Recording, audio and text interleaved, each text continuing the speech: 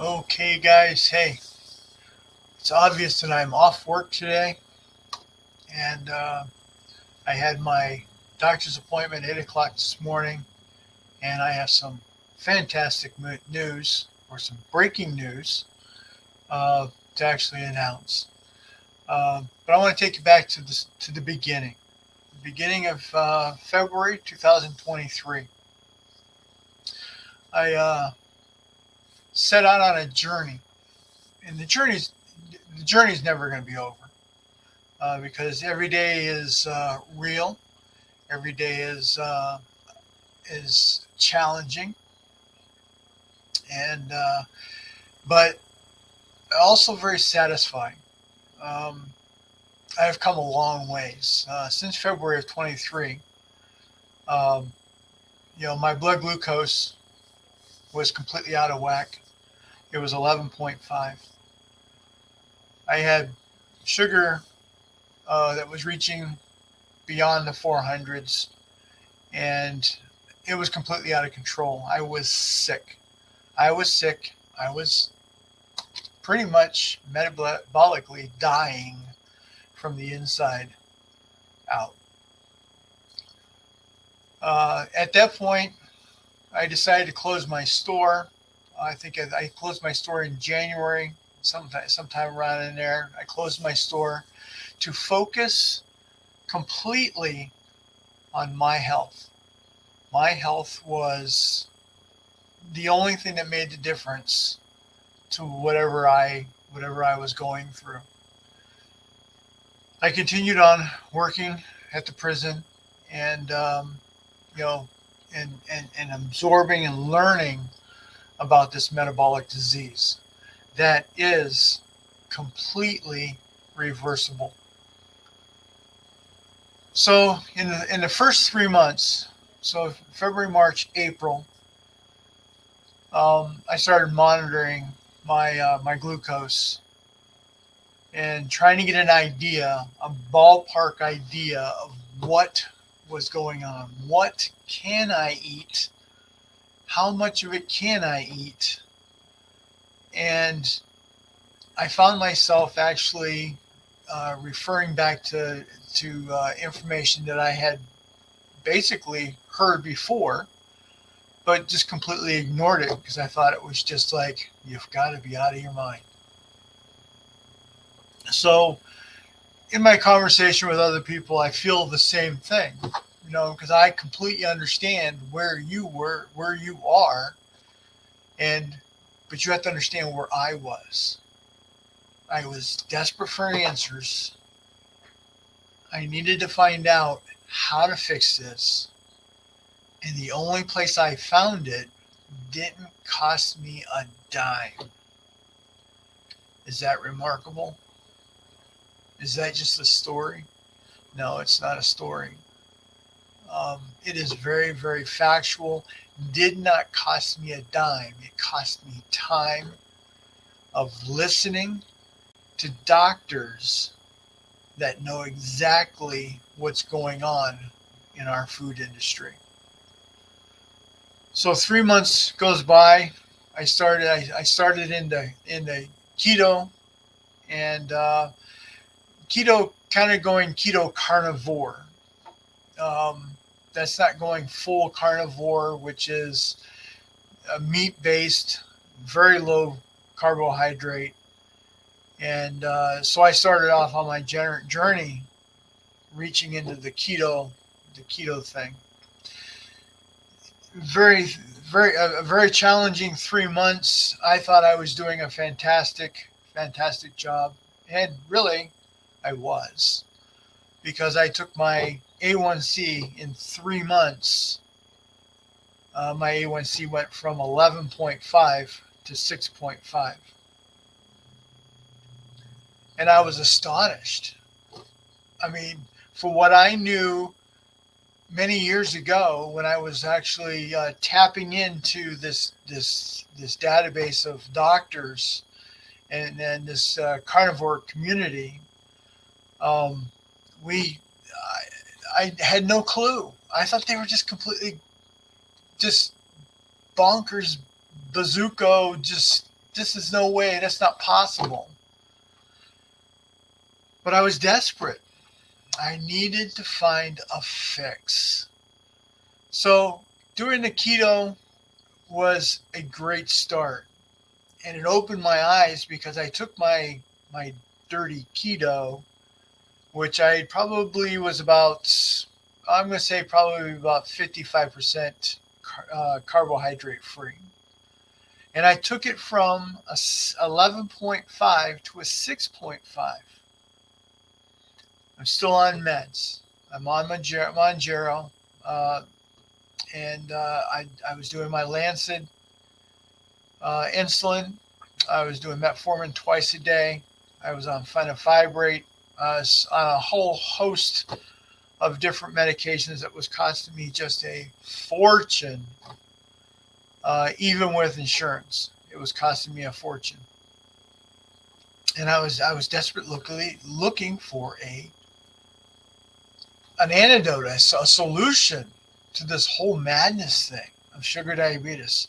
This is something where my father went wrong. He went wrong in so many different ways. He just thought he was bigger than it. He thought he was going to beat this. Well, how are you going to beat it doing the same crap that you're doing? How? How are you going to beat it? So, February, March, April, May 1st, I think I had my no, February, March, April, I found out it was 6.5. May, June, July, August 1st would have been my 7th month in. And from the first 3 months to the second 3 months, I cleaned up my keto to carnivore. I said, if I can do that good from 11.5 to a 6.5, just doing keto, if I clean up my keto and go carnivore, what will happen? So that's when I set out on a journey. Dr. Ken Berry is not the leader of the pack, but he is the biggest mentor in this. Never cost me a dime. All he did was say, share this with other people. And I guess that's why I'm doing this now. I'm sharing my journey. And I don't do these often. I set out to actually build a YouTube channel. And then, of course, just get busy doing other things, and things just fall to the wayside. And I thought, well, really nobody's listening. So, but I wanted to document my 9th month in, regardless if anybody actually listens or not. It really it makes no difference to me. But somebody out there is going to get a hold of this information and be inspired enough to dig deeper into the carnivore lifestyle. And so that's why I created the two pages. I created the YouTube page, and I created a Facebook page, the PhD, the Proper Human Diet Lifestyle pages, to document my journey. So my 9:30, my journey went from 6.5, and then 3 months later, I brought it to doing a clean carnivore: beef, butter, bacon, and eggs. Beef, butter, bacon, and eggs. The one that screwed me up the most was the butter. I mean, how can anybody just ingest butter? And I laugh. I laugh so hard because when my daughter was so young, um, Elisa was she's just a little one. And she wouldn't eat the rolls. She wouldn't eat the dinner rolls. She would eat the butter because her body needed the fat that it was missing. And it's amazing that even at that age, that butter was so satiating to her and fed her nourishly. And I just we laughed. He says, "Oh my God, that's so gross. How can you just eat butter?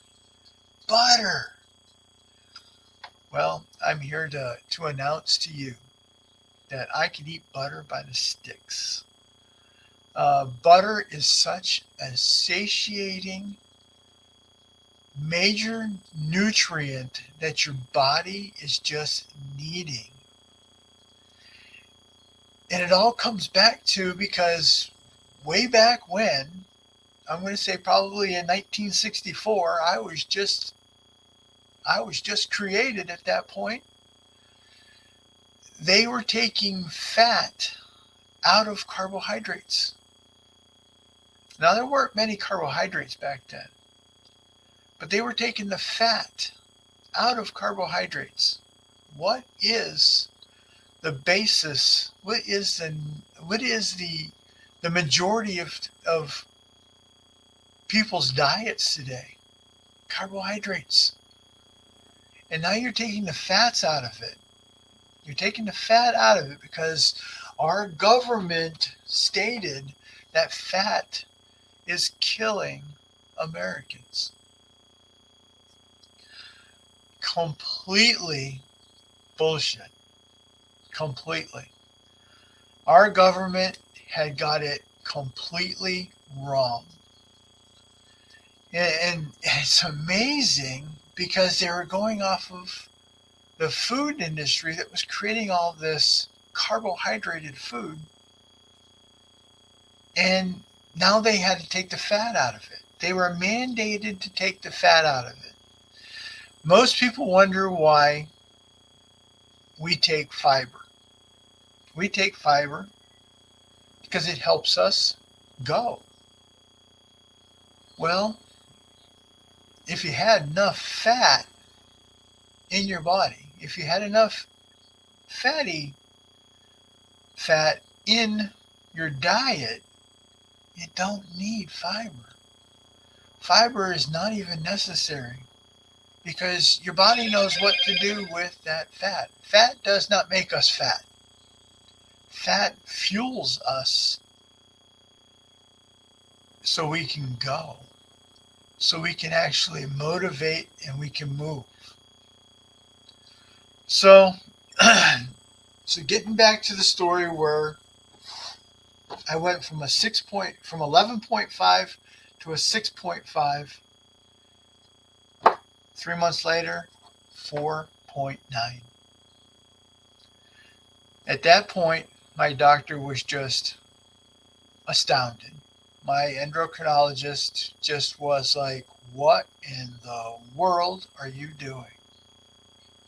I had dropped probably around 70 pounds, and I was just eating beef, butter, bacon, and eggs was my mainstay. And the only reason that I actually became healthy at that point. 4.9 is unheard of when you are a type 2 diabetic. Most type 2 diabetics don't get to 4.9. I got to a 4.9. I felt the best in my life. I was at 195 pounds.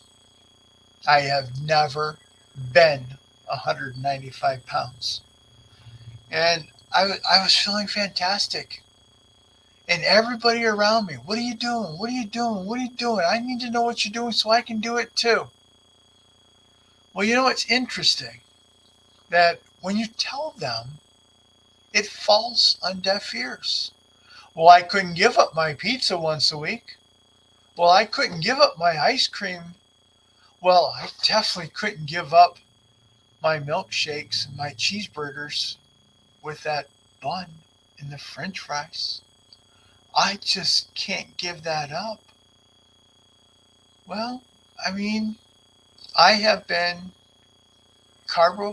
zero carb free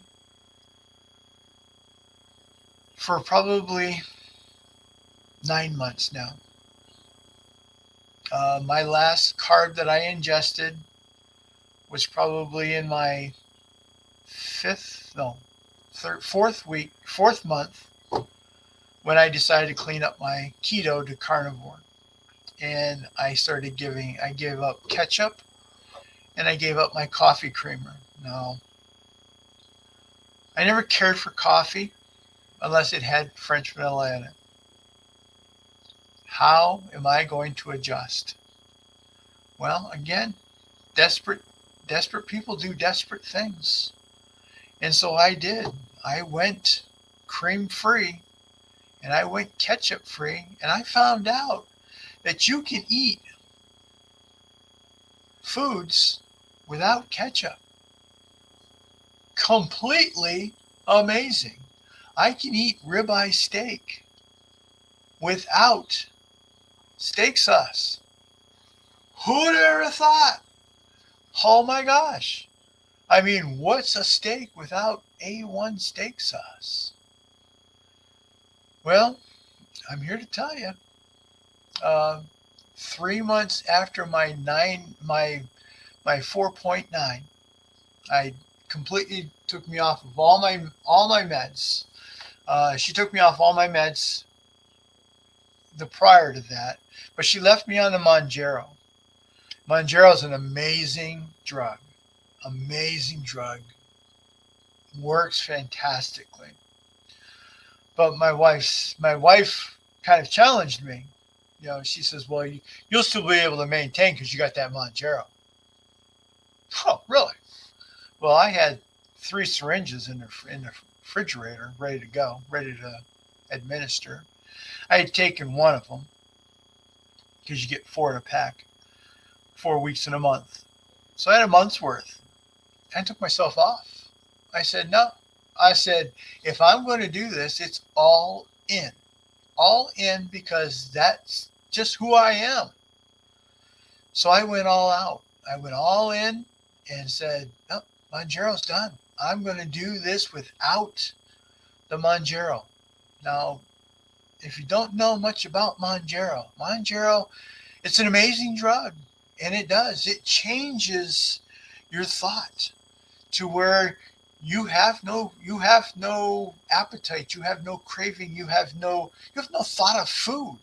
You don't need food. It just completely takes you in a different realm of life, and it is amazing. And my insurance was picking it up. I could have continued on with it, but because I decided I was all in. I 4.9 was totally just amazing me, you know. And my doctor told me, she says, well, now that you've taken yourself off all your meds, she says 4.9 will be your only time that you will actually make that. She said it's unheard of that a type 2 diabetic will actually even reach a 4.9. Well, I did it. And I did it, and I was on my meds.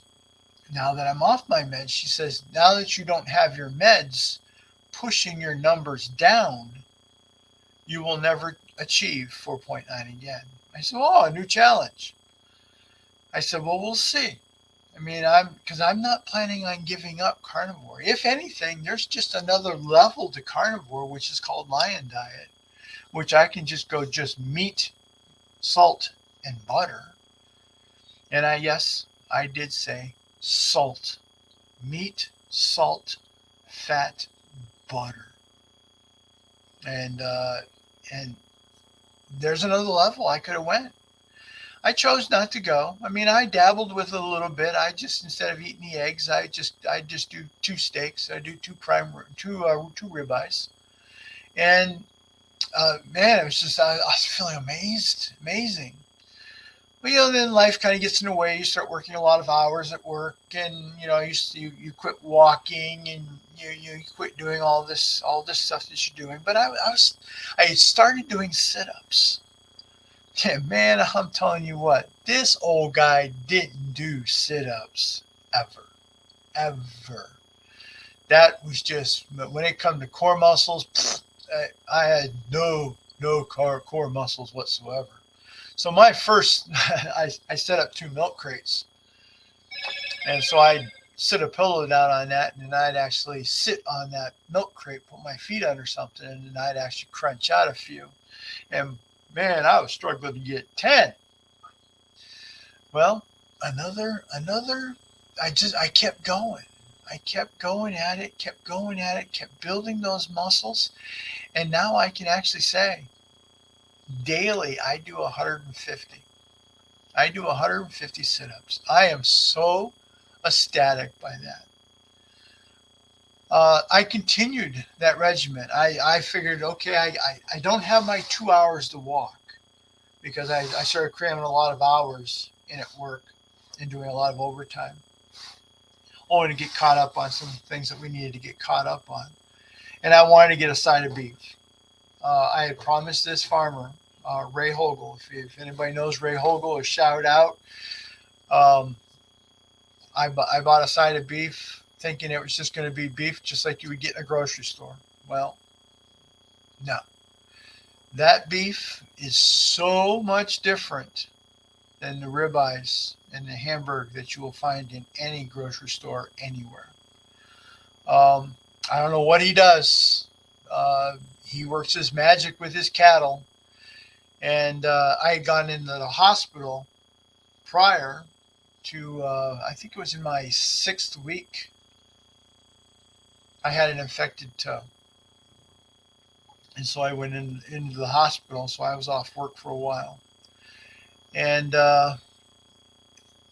it was challenging because, I mean, I was not able to walk. I was just in the prime of my walking, and I was I was craving it.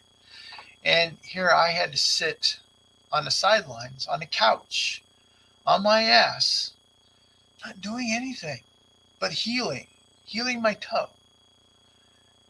And that was a crazy time. So I was off work, and I was probably off a month or so, and just kind of getting backlogged on certain things, and so the doctor wanted me to be off my feet for another 2 weeks. I said, hell no, unless you're paying my bills, hell no, that ain't happening. I'm going back to work, doc. Ain't nothing you can stop me with. He says, well, I can advise you not to, but I'd really like to have at least another 2 weeks of you healing on the couch. Ain't happening. I'm going back to work. So I got up the next day. He wrote me a permission to go back to work. I called work, said, hey, I got the documentation. I'm going back in. It is Thursday. I am going back to work today. And so the documentation was good. Everything filled out. I went back to work 2 weeks earlier than what I should have, and had no complications. But I had to get back. I had to get back to walking, And that day I went back to work, and that day I went for my walk. That's when I started my journey back on my 5-mile walk, and I stuck to it. And lo and behold, the dividends just pay off. Walking.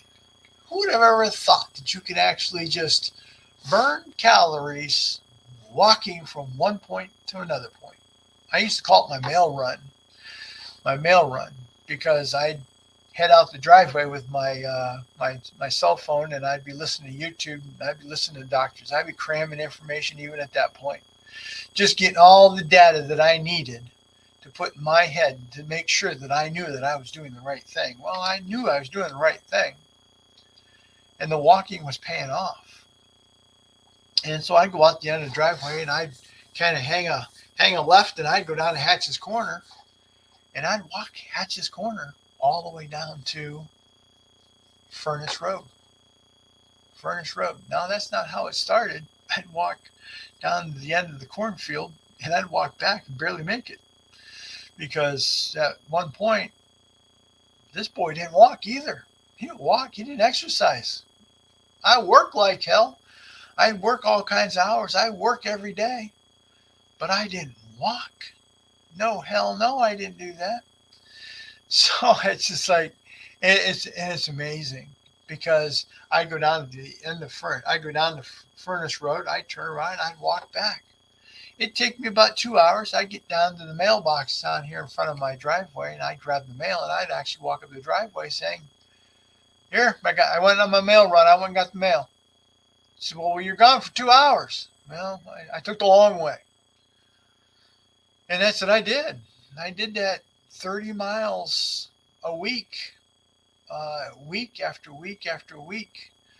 So when it came to walking, I was a machine. And then the doctor told me I couldn't do that anymore. It was like, you're completely crazy. That ain't gonna happen. He says you can't walk with that foot. You're in recovery. I said, well, how long is it going to be in recovery? He says, probably 4 to 6 weeks. I said, you better be putting some good stuff in my water because it ain't gonna be that long. So needless to say, I took myself 2 weeks. I took myself 2 weeks into that and said, hey doc, unless you're paying my bills, I'm going back to work. And so I did. I went back to work, and that day I went back to walking. I said, if I can work all day, I can walk 2 hours. So I went back on my mail run, and felt good. Still continue to keep losing weight, and it's just so to get back to my A1C story. I mean, I was at 11.5, 6.5, 4.9. Had my appointment this morning, November 1st, 2023. And my doctor looked at me. She says, you are an inspiration. I said, well, doc, I don't understand. I says, I feel good. She says, you look fantastic. She says, your weight is maintaining. She says, are you still taking the Mounjaro? And I said, nope. I said, I haven't taken the Mounjaro since I saw you last. She says, you're kidding me. She says, you could have continued on with that drug. And you didn't. You decided not to. You decided to take yourself off of that drug. I said, yeah. I said, because if I can make it to 4.9, I know now, and I have enough data in my head that I know how the body functions. I know how the body works. I know how the inside mechanisms now work and the biology of what goes on in your body. I didn't need the drug anymore. I didn't need that mind drug to tell me that I wasn't hungry anymore. I was a driving force. So 11.5 when I started, 6.5 quarter of the way through, halfway through, 4.9. All right. Today, November 1st, 2023, 5.1. Still an outstanding number for a type 2 diabetic that was literally dying. So 9 months, not even a year goes by, and I've completely reversed my type 2 diabetic status to non-diabetic. So when people tell me that they can't give up their pizza and they can't give up their Cheetos and their Fritos and all the other carbohydrates that you think is fueling your body, let me tell you, there's still hope. There is still hope in what you can get done. In 9 months, 3, 6, 9, yeah, 9 months. 9 months and some change. You can completely go from a glucose of 400 and 11.5 A1C. And, and I'm still astounded by people that don't know what an A1C is. I mean, I that just amazes me. And and if you don't know now, it doesn't matter if you're thick or thin, you will know it later because there is a there is there is a there is a pandemic coming, and we thought corona was bad. Diabetes is even worse. It is a wave that is just getting us just so sick.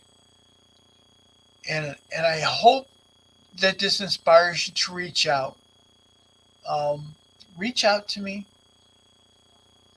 Let me know. I mean, I'd be happy to sit down and chat with you. Um, Most people just kind of look at me going, I could never do that. I could never do that. Well, all right, I give you that. In 2022, I was the same way. There ain't no way. Well, when you're dying and you're reaching into your 60s and you have no hope to reach 65, you start looking for an antidote, something, looking for that magic pill. I didn't care what it was. I mean, I had a daughter that was going to graduate in 2 years. And there's a possibility I wasn't going to see her graduate. I have another daughter that's,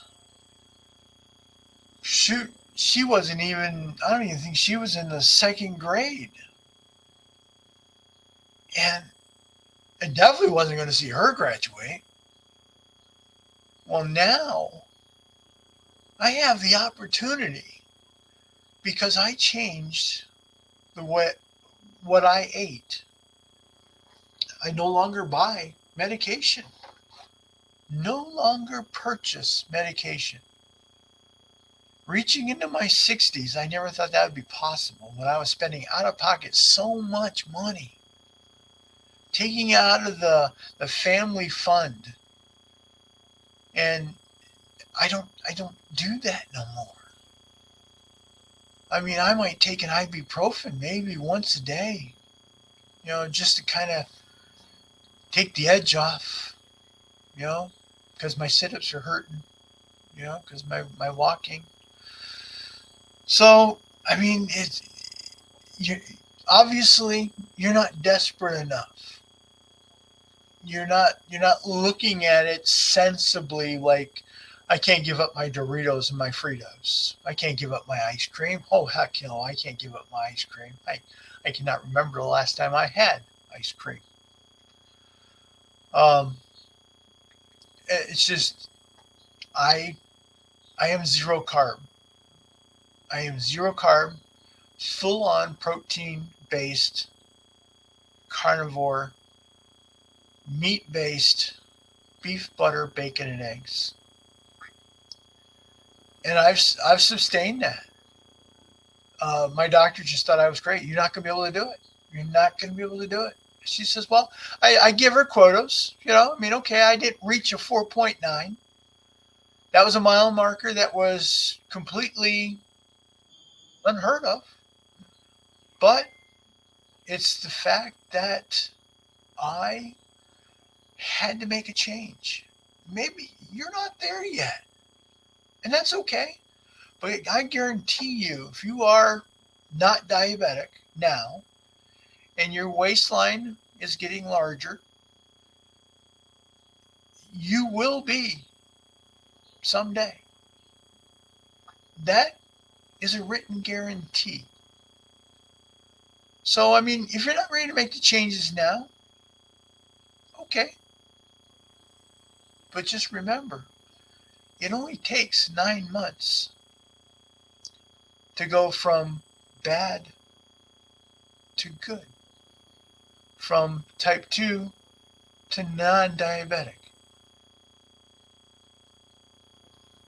And guaranteed that diabetes will shorten your life. It will shorten your life. Cardiac arrest. You'll become a pre-diabetic. You'll become a diabetic. You'll become a type 2 diabetic. Type 3 diabetic is Alzheimer's. And there's such a pandemic going there. And it's all diet based. It's all in what we eat. It's all in how much we eat of it. And most say I couldn't do a meat based diet. Well, I didn't think so either. But I was desperate enough to make that change. And to this day, I have not a problem. I just got done cooking some ribeye. And oh my God, Ray Hogle, hats off to you, buddy. That ribeye has got to be the best that I've ever ate. I mean, it was just amazing. I had I had 4 eggs, I had a ribeye steak, and I had my butter dish. And I would actually cut off a piece of the egg. I'd cut off a piece of the steak. I'd cut off a piece of the butter. I'd stab them all, and I'd stick it in my mouth. And my body was going, hurrah, hurrah. You have finally figured out what the body needs to survive. Hours later, because I only eat once a day, I might snack on some things. I might, because I got some beef sticks, and I've got some. I'm making some jerky now, so I might munch on some jerky later on, just to kind of pass the time. But if I'm busy, I won't eat. I'll only eat once a day. That's why it's such a necessity that I get back to walking. And after I get done with this, I plan on getting my walk in and getting started again, because it's just it burns time, it burns calories, and it creates a fitness in me that is just I need to have done.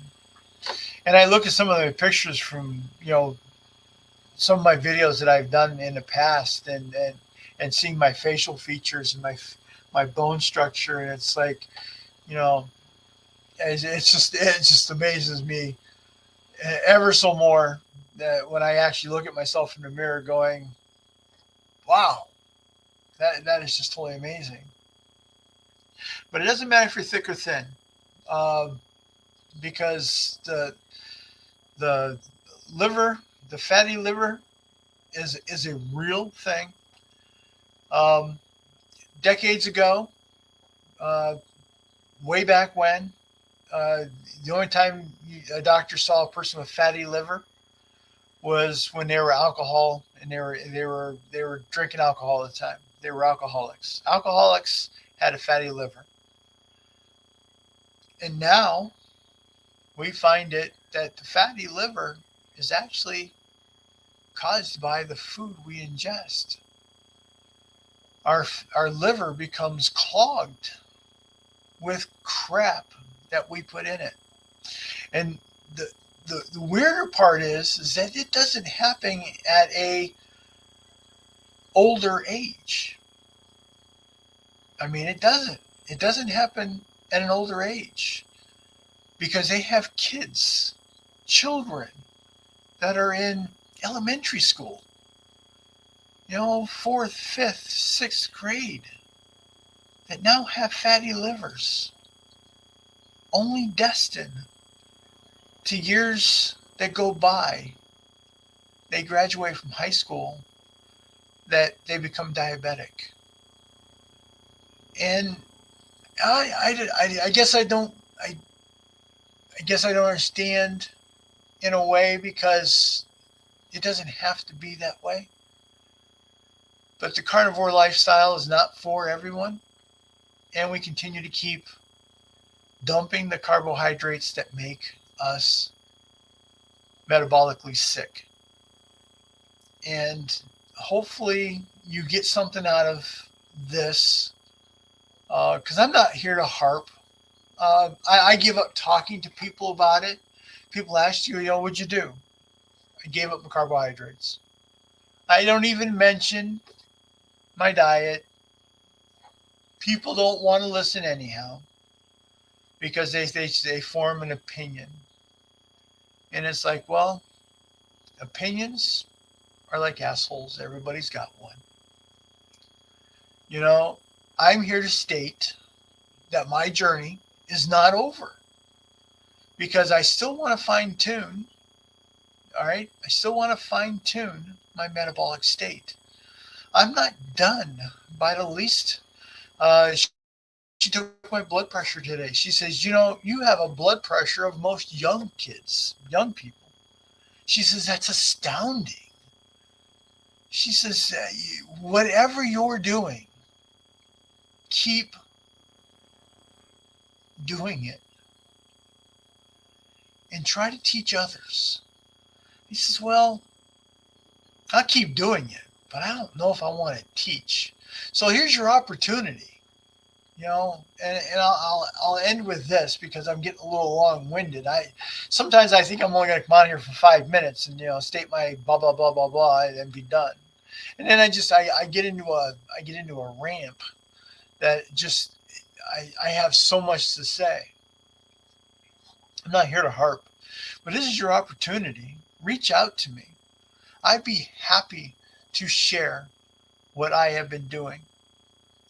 I would be happy to share you the doctors that have taught me how to have the proper human diet, the PhD of lifestyle that I've adapted to. The journey's not over. I'm still beating it down. I don't think I have a goal weight of 175 now. I like to maintain around 185, 190.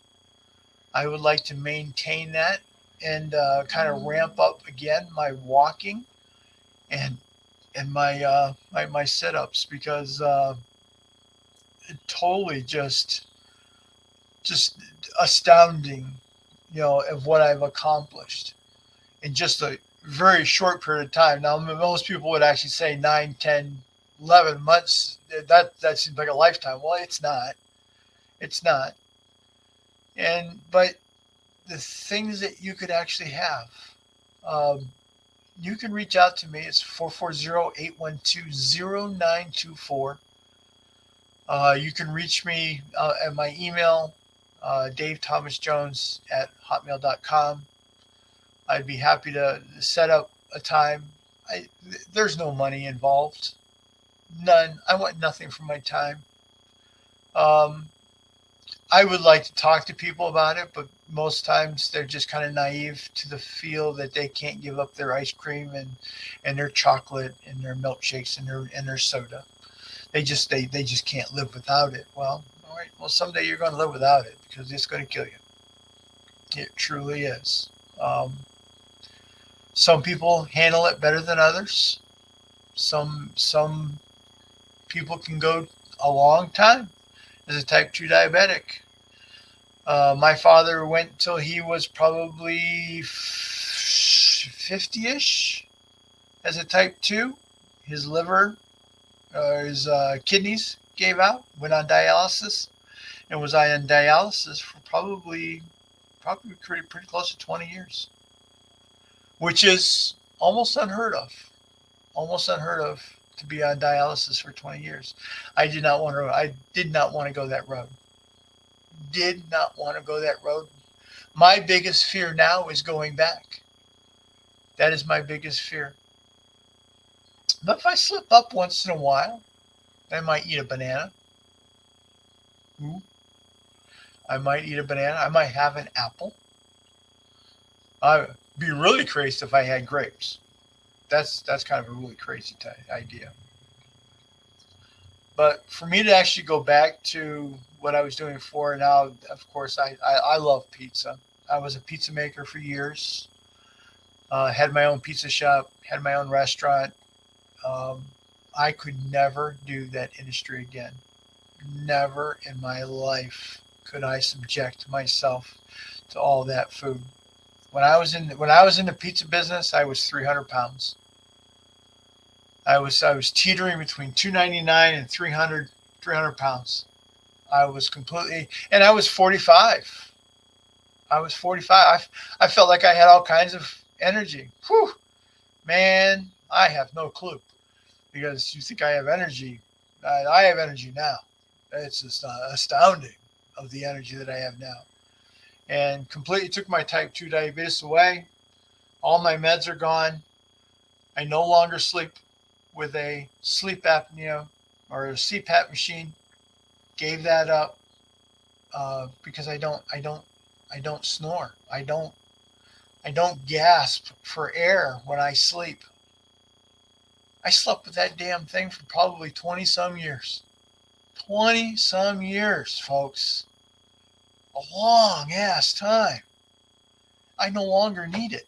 I took the water out of it, stuck it up on a shelf. Hey, if anybody needs one, let me know. I'll give you mine.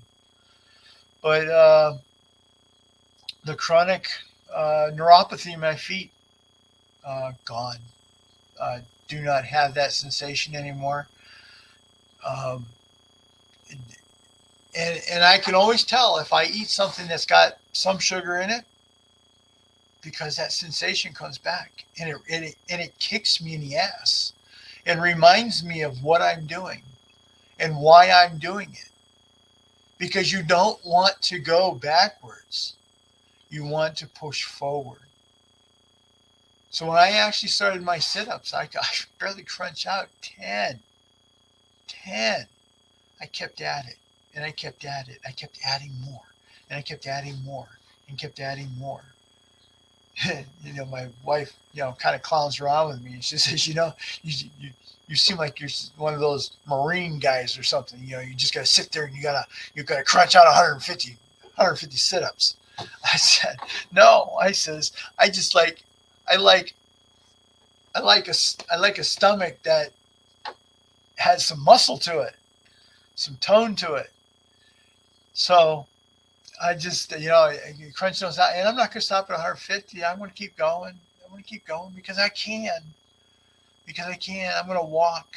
I had a scare not too long ago. I almost got hit by a car, and I said, it's funny that it's like, man, I get the end of not the end of my journey, but I get to the good part of my journey, and also I get taken out by a moving car, not a heart attack, but a moving car. Well, that's kind of crazy. So I bought myself some flashing lights that I can kind of put on the front and the back of me, and I bought me a vest, and it was scary.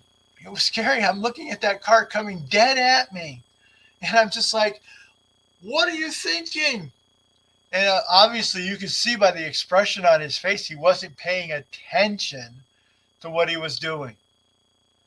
And I couldn't be mad at him. I do that all the time. Pay attention. There's people like me out there on the road walking. Foolish people like me out there walking.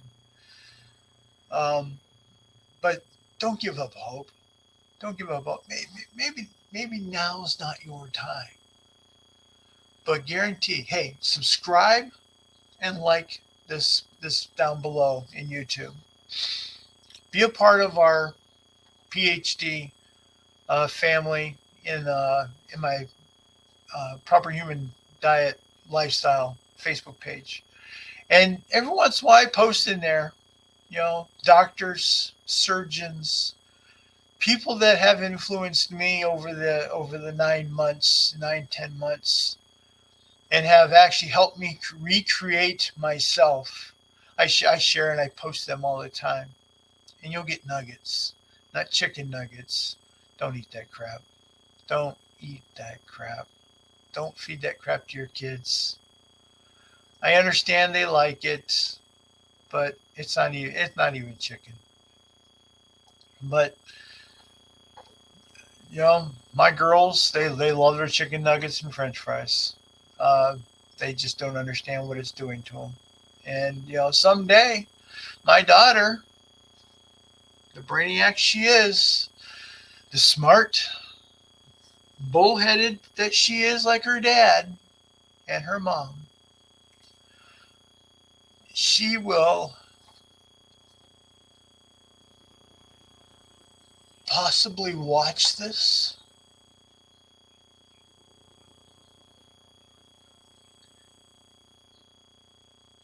and then maybe understand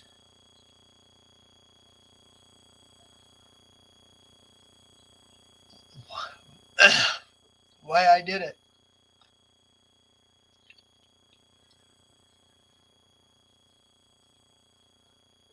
So, needless to say, been on here for 51 minutes just rambling on. Reach out to me. I'll try to put my phone number in there someplace where you guys can actually get it, and you can reach out to me. And um, the one thing I do not need is somebody to tell you how foolish and how crazy and how you couldn't do that. I don't need to hear any of that, because as foolish as you may think it is, my doctor just gave me a full bill of health and said my blood pressure was probably better than most kids today. So, whatever you think is foolish, you're just not at the end of your rope yet. But I guarantee you one thing: someday you will be, if you continue eating the standard American diet. You will be. It's it's evidence based. It's textbook. It's out there. The only one not telling you is big food. They're not telling you any of this because they want you to keep eating the standard American diet. So that's my rant for today. 53 minutes. I didn't think I'd be on here this long. I appreciate each and every one of you. Subscribe, like, be a part of the Proper Human Diet Lifestyle Facebook page and YouTube page. Get current updates. Hopefully, in some way, this inspired you. Share us with somebody that you might think needs this information, that is actually far worse than what you are, but you will be. Guaranteed. It's guaranteed, folks. I mean, it's written. I mean, they're talking about it now. The only thing is you're not listening. So, for whatever it's worth, God bless. I wish you well. We'll see you on the next update. Be well, people.